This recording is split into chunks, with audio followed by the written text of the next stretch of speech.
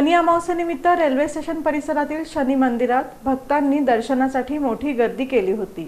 शनिवारी शनी अमावस्या होती। या अमावस्येला शनी पालट असल्यानं रेल्वे स्टेशन परिसरातील शनी मंदिरात दर्शनासाठी भक्तांची गर्दी दिसून आली। शनी कुंभ राशीतून मीन राशीत प्रवेश करेल।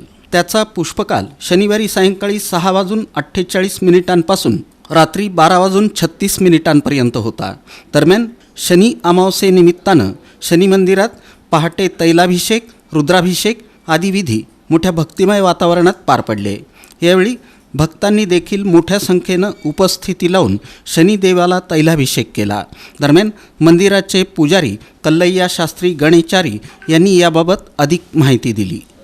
आज सकाळपासून सुरुवातीला तैलाभिषेक, रुद्राभिषेक व प्रसादाचं वाटप कार्यक्रम सुरू आहे आणि सकाळपासून आहे सर्व समाजाचे भक्तांचे दर्शनासाठी फारसा गर्दी आहे आणि सर्व भाविकांनी शनिदेवाला शनी अमावस्येमुळे तेल अर्पण करतात, तैलाभिषेक करतात आणि काळे मीठ, काळी उडीद, काळे तीळ, काळा कापड आणि लोखंडाचे वस्तू हे शनीश्वर महाराजांना दान करतात, अर्पण करतात।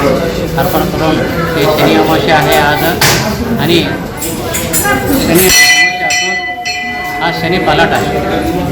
शनी पालट असल्याकारण हे शनी पालट हे प्रत्येक 2.5 वर्षाला एकदा येतो आणि हे शनी पालट म्हणजे प्रत्येक राशीला शनी म्हणजे कमी जास्त होतो।